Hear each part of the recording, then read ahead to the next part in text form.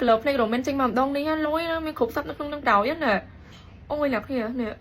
ផ្នែកខ្ញុំផាត់ពណ៌ហ្នឹងណាអានេះយកប្រើ X យល់សាក៏បានដែរឃើញសសខ្ញុំប្រើ X យល់សាហើយពីពណ៌នេះខ្ញុំលាយចូលគ្នាផាត់ជាក្លបភ្នែកហើយពណ៌ខ្មៅនេះខ្ញុំឆ្នៃធ្វើ eyeliner នេះអូ my god មានមួយហ្នឹងចំណេញបដ ாய்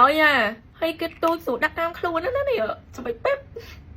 ហើយយកពណ៌រៀងដិតនេះមកលាបនៅពណ៌បានទៀតនេះឃើញហើយឲ្យពណ៌ជាមួយនឹងពណ៌ភ្នែកវាស៊ីគ្នាអញ្ចឹងណាអូយលយបដ ாய் ទិញតែមួយហ្នឹងគឺចំណេញហ្មង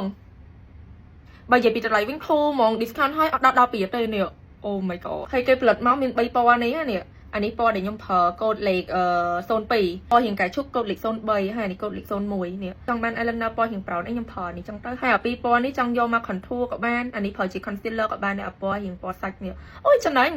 ហើយសាច់គេបែបរៀងដូចកមួនបន្តិច gel បន្តិចអត់ស្អិតទេណាអូ